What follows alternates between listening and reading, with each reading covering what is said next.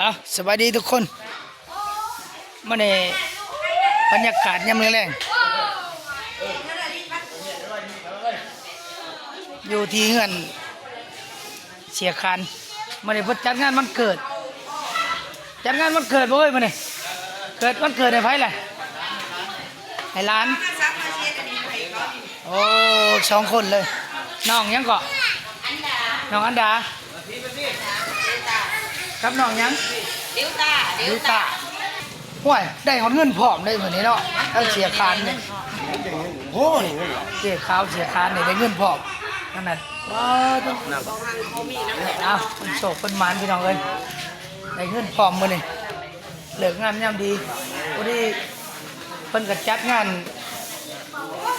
วันเกิดหลาน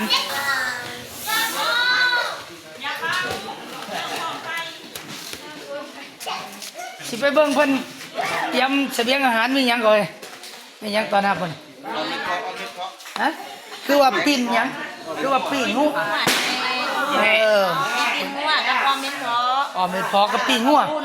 ข้าวปุ้นไปพี่น้องไปเบิ่งบอนเพิ่นปิ้งงัวตอนนี้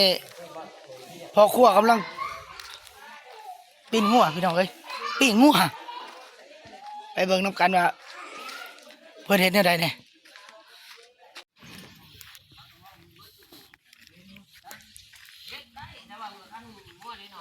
มาเบิ่งทีมงานปิ้งงัวแบบปิ้งเขาเลยบ่เนี่ยตัวปิ้งกับปิ้งงัวพี่น้องเอ้ยบ่แม่นว่าแต่เก่าเห็นแต่เพิ่นปิ้งหนูปิ้งปูปิ้งปลาไผละเป็นวิชาการเนี่ยเป็นหัวคนเดียวคนไหนอ้าวสี่ใช่ไหมไผ่แถบบ้านคนนี้สี่ใช่ไหมน่ะนี่คนนี้ก็แม่นนี่แม่นว่านี่ปลาตัวปิ้งเอาเนาะผู้ท่าผู้แงมผู้เอือบนี่ผู้นี่นี่พี่โอ้ผู้นี้ปรุงแต่งเนาะแดงเหลืองรอพี่เป็นคนติผู้นั้นได้ชนิดยังไงผู้นั้นนางเบิ่งเอาหัวมันได้ใช่ไอ้เจ้าไหนหัวมันบ่ได้เอาออกเมียนตัวแหไม่ห้อยเลยเป็นตะเสียบขนาดเนาะอ๋อบ่มันถือเอามาซิมเนี่ยแล้วบ่นี่เป็นตะซิมได้นี่เนาะก็เฮียเสียหายน้ำแน่แล้วใจมาแล้วว่านวดมันก็อดบ่ได้แล้วก็แนวไหนมันก็ในมันย่างอย่างเดียวโอ้เครื่องในย่างนี่เจ้าภาพเพิ่นได้เนาะเจ้าภาพนี่บ่าวอุดรพี่น้องเอ้ยครับเสียดาวนี่จัดงานวันเกิดลูกสาวเพิ่นกับลูกชาย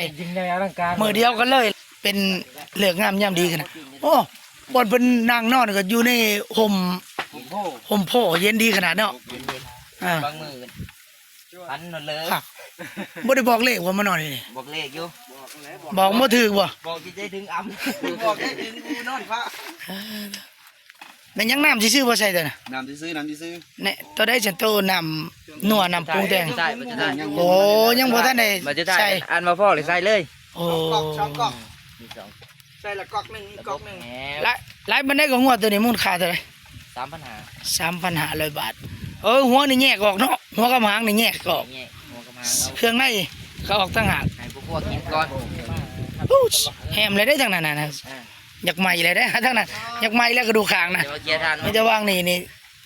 บริษัทละเพิ่นชมทั้งหลังดูมันเป็นอะไรทั้งหลังเหลือมาให้อยู่บ่อีกพอดนเนาะกำลังให้แฮมซะก่อนมาซิมเบิ่งย่างใส่ก่อนเป็นโอ้ช่วงนี้แมงวันก็หลายแน่เบิ่งซิมมาก่อนซิมเบิ่งใส่โอ้เบิดละแจ่วเนาะ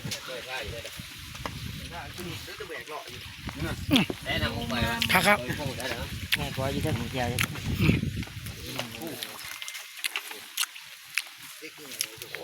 เป็นไงบ้างคักหรือเปล่าคักเนาะเคยไหมบ่เนี่ยผมเลยผู้จักเคยตะกองบ้านบ่เคยตะกองผู้จักคนนี้บ่ฮู้อ่ะเอาเล่บ้านนี่ต้องว่าเลยเด้อพัวไปก่อนบ่จิกโอ้หลานเคยเพราะว่าเฮาบ่ได้อยู่มื้อเพิ่นน่ะเฮาขึ้นเวียงเราบ่จักหลานเคยเอ้ายังไปใส่โลดแย่งัวพวกงัวเก่งแทนโมนี่ซอยงัวก็โตบ่อนเพิ่นเผางัวก็ถือว่าเข้าท่า ตอนนี้ก็บรรยากาศยังแรงๆแดดอ่อนแน่โอ้แบบแอมคอกไว้เนาะบ่ให้ไฟหนีไปทางอื่นบ่นี่ ไฟนี้ทั้งอื่นเลยมันลุ่มขึ้น โอ้นี่พี่น้องเอ้ยคือว่าให้ไฟขึ้นใส่หัวแล้วเนาะ เบื่อก่อนจะมาจอบยุบ โอ้ไม่หีบนี่ไม่เบิ่ล่ำเลยพี่น้องเอ้ย จอบมึงยังยิงเงิน บ้านเฮาเนี่ยเอิ้นว่าปิ้งงัวได้นี่เพราะว่าเพิ่นปิ้งหนูปิ้งหยังกับเพิ่นปิ้งแนวนี้เนาะอันนี้ปิ้งงัวโอ้สร้างรถเนาะเป็นโอ้วงแต่ง มีหญ้าเอาพวกว่า โอ้ยเนี่ยบ่เป็นตาแสบพี่น้องเอ้ยเอาอดเอาจังหน่อยมันสุกๆจังหน่อยสิอดใจบ่ไหวเลยนี่ จังซิเบิ่งอยู่ทงไห้ทงหน้าเลยเพิ่นเฮ็ดเพิ่นเอามาเฮ็ดอยู่เนาะ แบบมันจริงจะรอแบบ เป็นตรงไหนตรงไหน ได้ว่าใครที่ลงใส่ ปิ้งตลอดเนาะแบบเบิ่งทางเอ้าว่ามันเป็นยังไงจะได้ อันนั้นจะบอยครับแข่งมาบ้าน โอ้ผู้นี่เป็นผู้อันปิ้นเนาะนี่เพิ่นเอิ้นว่างัวปิ้นนี่ฮะ นี่ใส่ ปิ้นไปปิ้นมาใส่ก็สิเอิ้นว่างัวปิ้นเนาะ ปิน ปิ้นไปปิ้นมา บันไดขึ้นนั่นเนี่ยมัน โอ้ยเป็นยอดโอ้สร้าง เจ็ดคลิปไปเจ้าได้พี่ สร้างตีมาแล้ว เขาเนี่ยจะเขาคลิปก่อนเจ็ดคลิปใหม่นี่คลิปนึง ที่บันไดไว้ อย่าลงเฟซ เดี๋ยวนี้วะ หอมถือกินกับหอมเลยพี่น้องเอ้ย ว่ายน้ำเว้ยว่ายน้ำเว้ย ได้ดีวะ ยังได้ใช้เงินโตสิปรุงกันน่ะแนวปรุงแต่งมันน่ะนะ กินธรรมดา ตาเกียมไว้แล้วบ่ใช่แล้ว อยู่ในเพื่อนหมดอันนั้นมันชุกแล้วจังจิเอาน้ำมันใส่เนาะเฮ้ยอดใจบ่ไหวเลยพี่น้องเอ้ยคืออยากให้มันห้อยเอา คลิปไปสิบคลิปประมาณตอนลุ้นคลิปตอนรับนี่แม่นอยู่ไหม ตอนเต้น โอ้ตัวนี้นี่โอเคเลยได้นี่พอลองเบิ่งเลยได้นี่ใช้มีดมาเถื่อเบิ่งดูสิลองเบิ่งเอามีดมาดู เบิ่งเจ้าสิรถไทยสิรถ อดใจบ่ไหวพี่น้องเอ้ยจิเถื่อซิมเบิ่งจักบาทก่อน เนาะลองมาก่อนเอามีดมาเอามีดมา ดึกขึ้นนั้นดึกขึ้นเถื่อจักตอนเบิ่งดูสิซิมเบิ่งเถื่อบอลมันบ่สำลานี่แหละมันมานี่นี่ลองดูอดใจบ่ไหวพี่น้องสิลองซิมมาก่อนแต่ทั้ง โอเคบ่ได้น้ำเจียวเบิดเลยบ่สิลองซิมมาก่อน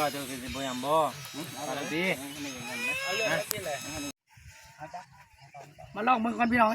ซิมก่อนเพิ่นอดบ่ไหวมันหอม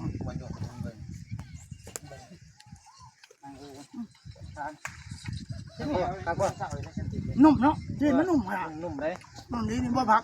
นุ่มดีนุ่ม แต่ก็พักพวก ได้มาพวกกับมันคือกันมันคือกัน กับปั้นกับปอกกับเส้นยังไง เบิดหอมมัน ถึงมาเฮ็ดหน้าดูแท้แซ่บ แบบเนาะสีมันบุรีสำละก่อนนึงกินก่อนหมูแล้วได้เนี่ยต้องซิมเบิ่งได้เนี่ย โดย บ่ว่ากันนี่กินต้องซิมเบิ่ง บ่ว่าก่อน สุดยอดเลยสร้างได้ก่อนนี่ซิมือเนี่ย สร้างหน้า สร้างหน้านี่ก็แม่นสร้างปรับงานได้ สร้างหน้า สร้างหน้าสร้างหลุด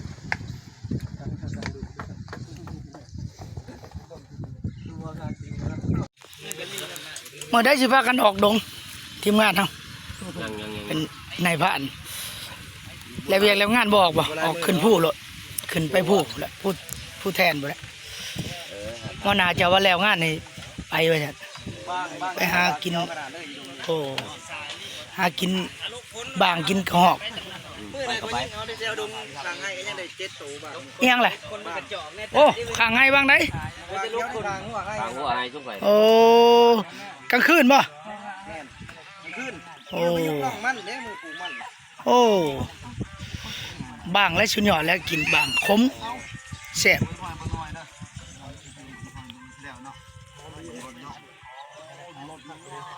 เธอกินหอมห่วยๆเนาะเพื่อจะได้กินบ่ธรรมดายากเฮ็ดยากเนาะเฮ็ดยากแต่ว่าก็คุ้มค่าเฮ็ดแล้วก็กินแซ่บดี ยังมาเห็นหน้าอยู่กู แม่นปินทีมงานเนาะปิน บ่ได้ได้ปืนไปเรายิงกันบ่ได้ได้ เอาไม้พายเบิ่ลำเลยเนาะเห็นเนาะ แม่น บ่ได้ผ้าอีกได้นี่บ่ได้ผ้าเอาไม้สองลำแนบกันเลยนี่ปิงคันผ้านี่มันสิบ่ได้เนาะ บ่ได้ มันอ่อนยันหักมันสิหัก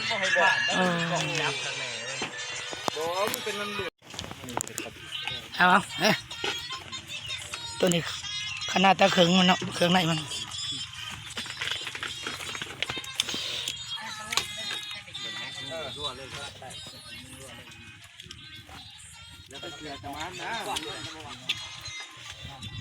รับเครื่องได้บ่เนี่ย ตัดซอยเป็นตอน ทำอะไรเด้อ ตะขวดมายับเคียงมาอีกกันเนาะ เขย่าเอา บ่เขานะน้ำมันบืดมันเบามันอยู่เท่าไหร่น้ำมันหนัก เนี่ย บางเนาะตัวนี้เนาะมันบ่แม่นนั่นขนาดที่ตัวนี้เนาะ มัน ขามันเนาะ น้ำมันดูบ้านมันกินเท่าเนื้อ เบิ่งลองมาก่อน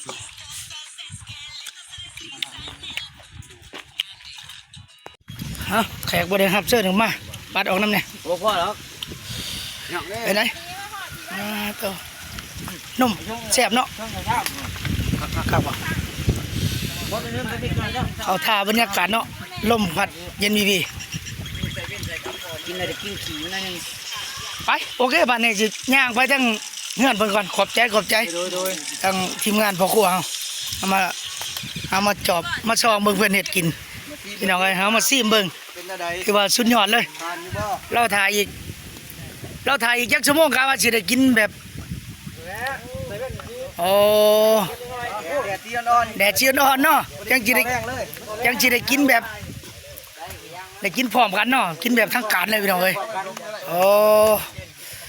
เอาโอเคสิไปทางเฮือนเพิ่นก่อนพี่น้องเอ้ยบัดนี้โอ้ไปซิมเบิ่งงัวปิ่นนะเพิ่นพี่น้องเอ้ยคักนะหรือว่างัวปิ่งเป็นโตเลย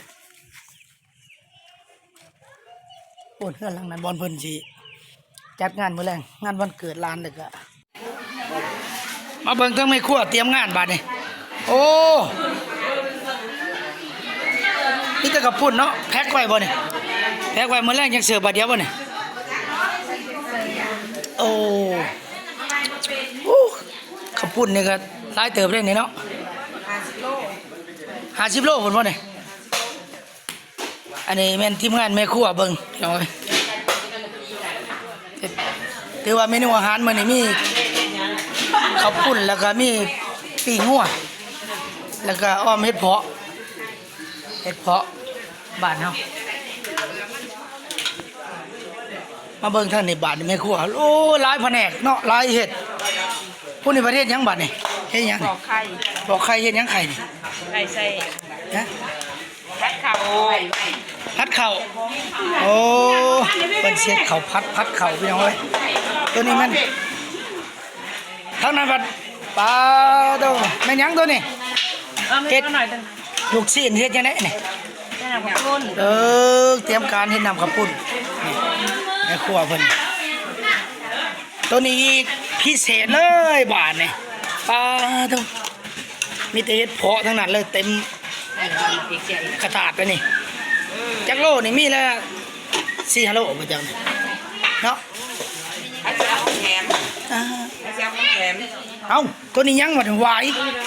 โอ้ต้องได้ใช้กันบ่หวายนี่หมู่มันหวายกับเฮ็ดเพาะ อันใดสิได้ยอดถึงไหนได้บัด ผู้นี้นี่2 คนเดือนนอกนี่มันแผนกออมหวายออมเฮ็ดเพาะที่ว่าแบ่งหน้าเวียกกันได้ดีเนาะ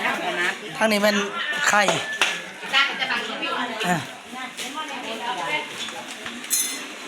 ทางนั้นได้ฉันเฮ็ดยังท่านน่ะแผนกยังท่านนี่ ให้เราเบิ่งแล้ว เอาเบิ่งก่อนโอ้ยทางนี้เฮ็ดหยังตัวนี้แผนกหยังบาดนี่โอ้ทุกกระเทียมเรียกว่าแต่งเวียกประสานกันได้ดีเนาะเฮ็ดเวียกหน้าที่ภายหน้าที่มันทุกกระเทียมสิไปใส่ข้าวผัด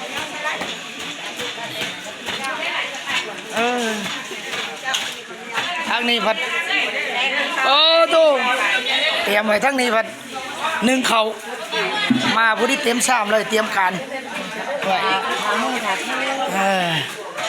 เฮ้หมดข่าวตั้งฉลายนี่เตรียมงานพี่น้องเอ้ยถือว่าเป็นงานเฉลิมฉลองวันเกิดร้านเช้ากับร้านชายเพื่อนแหละครับเป็นเจ้าภาพใหญ่ใจสปอร์ตทั้งเสียคาน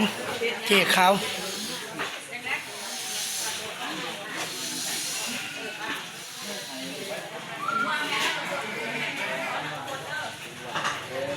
บอดเป็น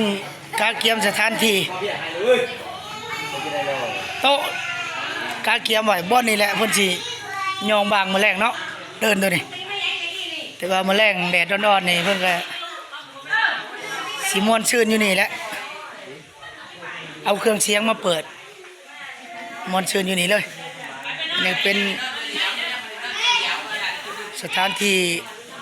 เอาหอบเพื่อนเพิ่นรถหลายคันนะเพิ่นก็ได้ต้องเสียคานเอาบ่ทันได้กินผู้นอนแล้วก็มีนอกแล้วบ่นี่บ่ทันได้กินก็นอกเลยพี่น้องเมาเลยโอเคพี่น้องข้าวผัดซิมดูโอเคแล้วบอกข้าวผัดข้าวบางบ่อนเขาจะเอิ้นข้าวขัวเด้ขัวข้าวของขัวเอาแม่นของเพิ่นนี่ขัวเห็นไหมโอเคก่อน เอาออกมานี่ โอเคพี่น้องเอ้ยโอเคพี่น้องเอ้ยสำหรับคลิปนี้ก็ฝากคลิปนี้ก่อนยังเมนูแกงเห็ดเผาะพวกท่านได้แล้ว